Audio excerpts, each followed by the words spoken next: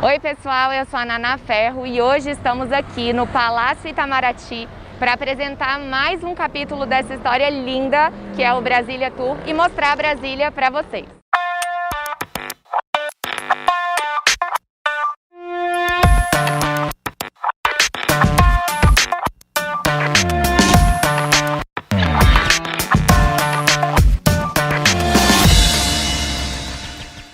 Olá, eu sou a Naná Ferro, nascida e criada aqui em Brasília e estou muito honrada com esse convite da Secretaria de Turismo para estar aqui nesse projeto Brasília Tour. Hoje estamos aqui no Palácio Itamaraty, uma das obras de Atos Bulcão. Estou aqui com o guia de turismo Lúcio Montiel para ele apresentar essa obra maravilhosa e contar um pouco da história. Olá, tudo bem? Bem-vinda, Naná. Obrigada. Vamos fazer esse passeio aqui maravilhoso neste palácio. Finalizando o Júlio em 4 atos, vamos apresentar esse palácio fantástico que é a obra-prima de Oscar Niemeyer aqui em Brasília. E claro, nós temos algumas obras importantes do Atos Bulcão aqui. E vamos iniciar mostrando essa obra fantástica, que é esse mural impressionante aqui do Atos, um dos grandes painéis do Atos Bulcão. Nós temos aqui essa forma variada de trapézios consecutivos, de diferentes formas, que acompanha toda essa fachada lateral aqui do palácio. Perfeito? Que pedra? É uma Isso aqui é um mármore, sim, isso aqui é um mármore, É um trabalho também diferente, um trabalho bem expressivo do Atos Bulcão. E nós temos aqui, como se diz, esse formato que estende até o final, onde está o jardim do Burle Marx, o jardim tropical amazônico do Burle Marx. São praticamente, essa obra se chama parede, simplesmente parede, do Atos Bulcão, com todo esse conjunto complexo que compõe, como sempre, integrando a arquitetura com a arte, Isso que é interessante aqui que nós temos aqui nesse palácio. O Itamaraty é, sem dúvida, talvez o melhor exemplo dessa integração, de arte com arquitetura. Isso é o melhor exemplo, E o que tem o maior acervo, o mais rico acervo artístico dos palácios em Brasília, de todos os monumentos de Brasília, perfeito? Lúcio, me contaram que tem uma coisa diferente aqui nesse chão que eu ainda não encontrei. Então você pode me explicar qual é essa diferença e o que tem aqui? A gente fica achando que obras de Atos Bulcão são só nas fachadas, nas paredes dos monumentos, mas não.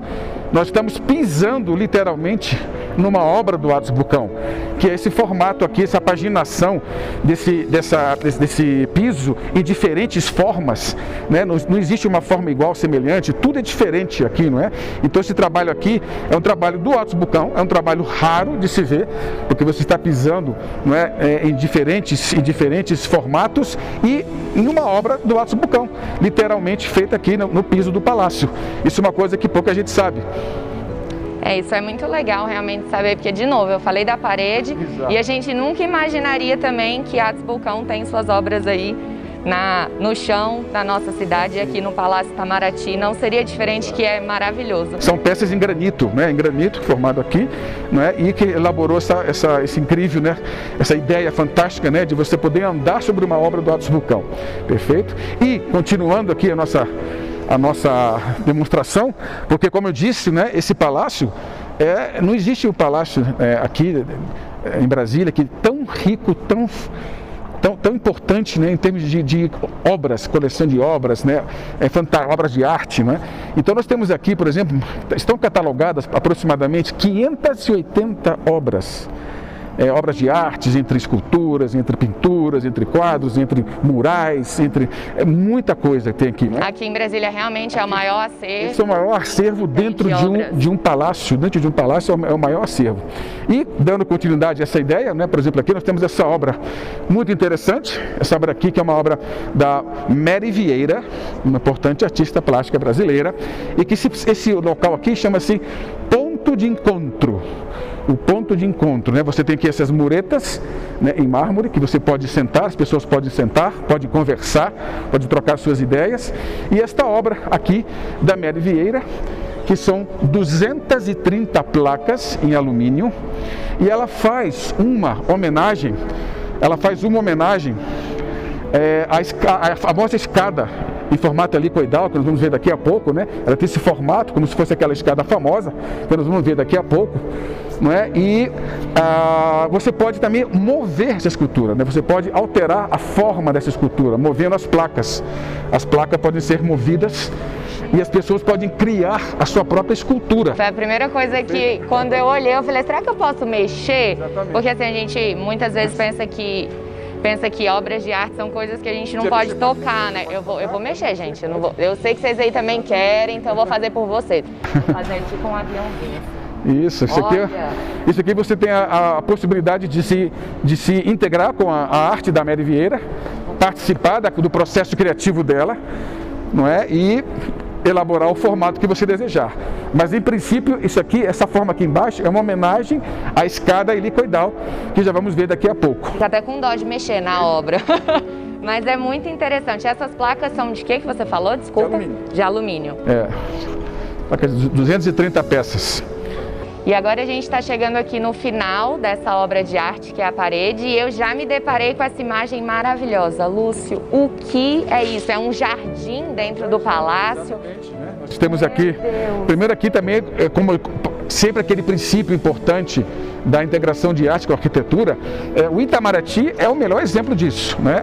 Nós fizemos uma live lá no Congresso, fizemos uma live no Hotel Brasília Palace, fizemos uma live, né, na Superquadra 107 Norte, né, fizemos na LBV, né, tudo isso, mas é importante lembrar que o palácio que melhor faz essa integração da arte com a arquitetura, sem dúvida, é o Itamaraty. Aqui nós temos essa obra, por exemplo, aqui temos 3 artistas aqui, 4 artistas aqui, basicamente, cenário. 4 artistas. Nós temos aqui o Darlan Rosa, que é um famoso artista local, artista plástico, né, Darlan Rosa, que é o Unidunité, chamada essa obra, do Darlan Rosa. Ele trabalha com essas esferas, né, em ferro, metal, alumínio, ferro, né, bastidado. Nós temos aqui, já estamos começando a observar esse maravilhoso jardim do Burle Marx. É importante lembrar que esse palácio aqui é um palácio tropical. É um palácio que ele é aberto, arejado, com plantas amazônicas que o Burle Marx usou nesse jardim. Essas plantas amazônicas foram colocadas aqui. Então, o Burle Marx, claro, sem dúvida alguma, foi uma peça fundamental também, né, na construção de Brasília, na elaboração do paisagismo dos palácios, especialmente do Oscar Niemeyer, não é? Então, nós temos aqui essa participação aqui muito forte aqui do Burle Marx. Né? Eu estou apaixonada e eu vou contar de novo esse segredo. Eu não conhecia, estou maravilhada, e quem está em casa nos assistindo, com certeza precisa vir aqui conhecer. Temos essa obra aqui, por exemplo, que é do Omar Franco, que são essas ferragens retorcidas de Omar Franco, outro artista também importante, também da formação daquele período, né, dos anos 60, dos anos 70, dos anos 80, Omar Franco. Isso é ferro? É um ferro, exatamente. Isso é um ferro que também compõe aqui o local dessa integração com o ambiente. Essa também foi pensada para esse lugar, assim, com a parede, ou foi uma obra criada e trazida para cá, você sabe? Criada e trazida para cá, justamente para compor o ambiente aqui dessa área, perfeito? E nós temos aqui outra obra muito interessante, que também vale a pena mostrar aqui, que é essa escultura. Essa escultura aqui, que se chama Folhagem. Folhagem. É da artista Zélia Salgado. Zélia Salgado, não é? Que ela lembrando as folhagens aqui, né, da região, perfeito? Então essa folha seca. Exatamente. Em contraste com esse interessante jardim que só tem plantas amazônicas, só se usam plantas amazônicas aqui nesse jardim concebido pelo Burle Marx. Curiosidade, como é feito o cuidado aqui para que realmente não perca essa obra de arte? Porque a gente sabe que é difícil, né? Mas todo o cuidado, né, para fazer essa manutenção, para ficar sempre assim. De patrimônio e conservação do próprio palácio, que mantém a conservação, mantém, né, super cuidado, tudo isso, para que a beleza seja sempre mantida. Né? E como o palácio recebe muitos visitantes, turistas, né? Agora não está tendo, mas ele recebe muitos visitantes, vale a pena, é sempre uma surpresa para os visitantes conhecerem o palácio, porque ele está sempre impecável, não é uma maravilha ver isso. Lúcio, chegamos na tão famosa escada. Isso. Conta a história dessa escada, porque ela é tão especial, além de linda, o que tem por trás dessa obra de arte? Como eu disse, né, naquela obra da Mary Vieira, né, o ponto de encontro, aquele formato helicoidal, é uma referência também a essa escada, que tem esse formato helicoidal. Essa escada, é importante salientar que quem participou da construção, efetivamente, desse palácio, e foi o assistente executivo, era o arquiteto Milton Ramos, importante arquiteto também que trabalhava muito com Oscar Niemeyer, Milton Ramos. E o Milton Ramos, ele foi que o Oscar Niemeyer fez os croquis básicos dessa escada, mas quem desenvolveu realmente, finalizou, né, a escada foi o Milton Ramos, esse arquiteto. Então é uma escada que não é uma escada qualquer, é uma obra de arte, né? É uma escultura, né? Em direção, levitando, né? Chegando, né, ao segundo andar. Né? Então realmente é uma escada única, é uma obra de arte, é uma escada que, apesar de ser larga, ela tem 3,40 metros, não era ser larga, né? Uma vez tiveram que colocar o corrimão. Isso é um fato histórico curioso. Em 1968, a Rainha Elizabeth II visitou Brasília e pisou aqui. Gente, então eu tô pisando nesse chão que a Rainha Elizabeth pisou. Que coisa boa. E ela visitou o palácio. Isso foi em novembro de 1968. E foi a única vez que improvisaram aqui um corrimão. Por questões de segurança, né? Muita gente. Não, e a segurança da rainha, não é? Botar um corrimão. Então, foi a única vez que colocaram, mas a escada tinha que ficar livre de corrimão. Então, é importante que ela não tem corrimão, né? Esse é o estado natural dessa escada helicoidal, famosa aqui do palácio. Né? E dá acesso a esse segundo pavimento aqui, que é o pavimento de condecorações e homenagens, correto? Estamos chegando aqui nesse grande salão. É importante lembrar, pessoal, eu esqueci de mencionar para vocês, que esse salão aqui embaixo, tanto aqui em cima como aqui embaixo, você não tem colunas. É o maior salão da América Latina, né, sem pilares. São 2.200 metros quadrados, sem colunas, sem pilares. Isso é uma obra do famoso engenheiro Joaquim Cardoso. O Joaquim Cardoso foi a pessoa que fez todos esses cálculos estruturais, os principais monumentos do Oscar Niemeyer. Não é? E a gente quase não vê isso em outras obras aqui, Você pode observar que não há coluna nenhuma nesses dois salões. Não é? É uma obra, imagina como era difícil naquela época, sem computadores, já fazer esses cálculos estruturais. É que o Joaquim Cardoso era um gênio, né? Foi um grande gênio matemático da engenharia, e não só um gênio da matemática, mas também ele era uma pessoa que interpretava a obra do Oscar Niemeyer. Era um grande intérprete. Quando a gente olha, dá realmente essa sensação de mais espaço. Exatamente. Por não ter coluna e de ser uma coisa mais limpa, né? Que combina com esse contraste que você falou das obras de arte espalhadas, tanto nas paredes como no piso, como o jardim, agora a escada casa muito bem. Esse é a sala de homenagens com decorações, perfeito? Nós temos ali o acesso ao gabinete do ministro, né? E do outro lado o acesso ao gabinete do secretário-geral. Aproveitando que você está falando sobre gabinete do ministro, aqui, Palácio Itamaraty, é sede do quê? Que ministro fica aqui? Como que funciona? Vamos falar um pouquinho disso? Exatamente, o Palácio Itamaraty é a sede do Ministério das Relações Exteriores, perfeito? Ele, inicialmente, ele se chamava esse Palácio dos Arcos, pelas colunas que vamos ver depois, as colunas formadas em forma de arqueadas. O Palácio Itamaraty, na verdade, a sede, quando o Rio de Janeiro era a capital, o Palácio Itamaraty já existia no Rio de Janeiro, que era o Palácio Itamaraty lá do Rio de Janeiro, não é? E quando ele transferiu para Brasília em 1970, o Ministério, ele inaugurou oficialmente em 1970. Quando transferiu, eles quiseram continuar, porque tudo que é relacionado à diplomacia brasileira é o Itamaraty, o nome Itamaraty. Isso virou uma tradição, Itamaraty. Então não quiseram que o nome Palácio dos Arcos prevalecesse. Tivesse prevalecer o Itamaraty. Então, por isso chama-se Palácio Itamaraty. E oficialmente foi inaugurado em 1970, como ministério já. Mas a construção mesmo foi inaugurada em 1967. Março de 67, perfeito? Desde 67. Tanto é que a rainha visitou, exatamente, tanto é que a rainha visitou aqui em 68, Rainha Elizabeth. Estamos saindo aqui do salão e já vejo uma obra super famosa de Atos Bulcão. O porquê essa obra é tão especial, o que você tem para falar um pouco da história dela, dessa geometria, do que foi pensado, conta pra gente. Essa obra aqui é uma obra, nós estamos aqui entrando na Sala dos Tratados, ok? essa é uma sala importante também, onde você tem aquela mesa ali, onde são firmados alguns tratados, né? E nós temos aqui essa obra, essa treliça, ela chama-se treliça, essa obra do Atos Bucão, aqui na sala dos tratados. E essa obra eu diria que é um divisor de águas na carreira do Atos Bucão. Por quê? Porque ele, se você começa a estudar um pouco mais a obra do Atos Bucão, você vai perceber que até então ele não tinha esse tipo, né, de obra, até então feito esse tipo de obra, e quando ele começou a fazer a parceria com o famoso Lelé, e começou a fazer aqueles painéis com Lelé, aquelas divisórias com Lelé, aqui lembra o princípio, isso aqui é um princípio que foi depois usado posteriormente nas obras com Lelé, nos hospitais da Rede Sara, né, por exemplo. Então, essas treliças aqui, são treliças que ele criou, diferenciou, aqui não tem parede, é uma treliça, né? É uma divisória, em outras palavras. É madeira. Toda em madeira com essas placas, né, em ferro aqui.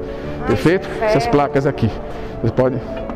Né? E essas placas, aqui existe um pouco de polêmica, um pouco, né, de dúvidas, né? Mas, por exemplo, podemos observar aqui que nós temos aqui essas três cores, né? Nós temos o vermelho, o preto, né, e o branco. Né? Isso seria, em princípio, talvez uma referência, né, à nossa formação étnica, né, entre a cultura branca portuguesa, a cultura indígena vermelha e a cultura afro-negro. Né? Por isso essa mesclagem desses diferentes compositores. Só que é claro que ao mesmo tempo a gente sabe que o Atos trabalhava muito com as cores. Ele era o mestre das cores e como combinar essas cores. Perfeito? E Lúcio, deixa eu te perguntar uma coisa. Você falou que aqui é a sala dos tratados. Exato. Ela é utilizada hoje ainda, efetivamente, para assinatura de tratados, atos oficiais? Eventualmente são atos muito específicos que acontecem aqui. Inclusive essa mesa aqui, existe também uma polêmica aqui, mais ou menos, né? Que dizem que foi aqui nessa mesa, supostamente, a princesa Isabel teria assinou a Lei Áurea, que é o fim da escravidão, né, em 1888. Ela assinou aqui. A gente pode chegar perto Só que podemos chegar aqui. Só que essa mesa existe uma outra argumento de que não é exatamente a mesa, né, onde foi assinado. Mas existe essa polêmica, né, essa dúvida em relação a isso. Lúcio, e aqui a gente pode ver esses bustos, eu não consigo reconhecer, mas são pessoas famosas, importantes na história. Sim, sem dúvida. Bom, aqui é a sala dos tratados, essa sala representa parte da história, né, da diplomacia brasileira, e nós temos aqui importantes expoentes da diplomacia brasileira, né, começando com Alexandre de Gusmão, famoso, importante, né, pai da nossa diplomacia, ainda no Brasil colônia, né? Ele foi o responsável para finalizar o Tratado de Madrid, que dividia as terras portuguesas e portuguesas e espanholas, né? E ele finalizou esse tratado em 1750. Ampliando, né, o território brasileiro, da colônia portuguesa na época. Nós temos aqui também Duarte da Ponte Ribeiro, outro também importante pessoa da história da diplomacia, que também fez inúmeros tratados, e sempre o Brasil tem uma tradição de não ter guerras, conseguir suas fronteiras sem guerras. Então isso foi uma coisa muito marcante. E o próprio Barão do Rio Branco, que está lá no fundo, o Barão do Rio Branco, não é? Que está ali no fundo, não é? Quem fez esses bustos foi o Bruno Jorge. O Bruno Jorge é aquele escultor do Meteoro, que depois a gente vai falar dele, Meteoro. Lúcio, estamos chegando numa sala nova, com muitas obras de arte e muita história por trás disso, né? Também. O que é essa sala, o que ela tem de tão importante? Já me deram a orientação que eu tenho que seguir o tapete vermelho, porque nós somos chiques, pessoas, autoridades, somos autoridades, e vamos seguir o tapete vermelho e vivenciar essa experiência incrível dessa sala. Essa é uma belíssima sala também do Palácio, é uma sala de coquetel, se realizam coquetéis aqui. Nós estamos já no terceiro pavimento do Palácio, perfeito, e temos muitas obras de artes aqui importantes, né? Por exemplo, esse lustre fantástico, né? É um lustre também único, é um lustre revolucionário, né? Que é do Pedro Correia de Araújo, importante também artista plástico, né, brasileiro, dos anos 60, dos anos 70.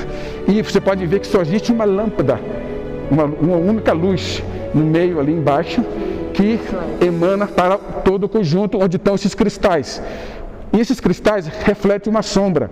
E a obra se chama Revoada de Pássaros, né, do Pedro Correia de Araújo. E ela pesa. Sombra com exatamente. Bons, né? e ela pesa 1,5 toneladas. Esse lustre, 1,5 toneladas. Foi feita com ferro, alumínio, cobre, né? Então uma peça que pesa bastante, 1,5 toneladas. É um grande lustre, é uma obra de arte também fantástica que nós temos aqui. Não, tudo isso aqui é ferro. Tudo isso é ferro. Isso não é madeira? Não, isso é ferro. É cobre, prata e ferro. Meu Deus. Não é? Nós temos aqui a obra aqui é O Pássaro de Fogo, de Luisa Miller, outra importante artista também brasileira. É de ouro esse? Isso aqui isso é cobre. Isso aqui é cobre. Perfeito? Essa obra aqui fantástica também da Luisa Miller. E nós temos ali aquela obra lá no fundo, é uma obra gigantesca, um quadro gigantesco, chama-se Coroação de Pedro I. A sala chama-se Pedro I, essa sala de coquetel. E ela foi feita pelo conhecido, né, Jean-Baptiste Debré, que era o pintor francês. Ele pintava, ele pintou toda aquela fase inicial, que a família real estava aqui no início, veio da Europa, escapando de Napoleão, veio para o Brasil. Então ele ficou 14 anos aqui, o Debré, pintando, né, a sociedade daquela época, como que funcionava tudo, não é? Pintava, né, as atividades da coroa, na época era a coroa portuguesa, depois o Brasil ficou independente, e aqui é a coroação de Dom Pedro I, entendeu? Que foi 1928. E o quadro é de que ano? 1928. Quando Dom Pedro I foi coroado. Aí ele fez... Né? Porque até então, Dom Pedro era príncipe regente, não era ainda o rei. Não é? Ele virou rei em 1928, Dom Pedro I. Então, é um quadro belíssimo. Aqui nós temos uma característica muito curiosa, que esses elementos que estão aqui embaixo, essas pessoas que estão aqui embaixo, têm o mesmo rosto do Dom Pedro I. É uma característica curiosa. Essa sala aqui é uma continuação dessa que a gente estava, que também é muito rica em obras de arte. Como se chama essa sala? Essa sala chama-se Cândido Portinari, porque podemos evidenciar aqui obras importantes do Portinari. É um salão também de coquetéis, que são recepções, aqui são feitas também. Nós temos aqui 2 quadros do Portinari, perfeito, e um quadro do Manabu Madi, que estão aqui, entendeu? Esse aqui chama-se Elemento da Paz e Elemento da Guerra. São 2 quadros do Portinari, inclusive aquele outro lá, do Portinari, virou um grande mural que está na ONU, nas Nações Unidas, em Nova York. Perfeito? E aqui esse quadro do Manabu Nabi. Também foi um artista muito reconhecido, né, nos anos 60, nos anos 70, nos anos 80. Não é um importante pintor. E nós temos aqui também uma homenagem, né, à cultura brasileira de modo geral, e que nós temos aqui 2 quadros importantes também do Portinari, que são esses quadros aqui, podemos observar.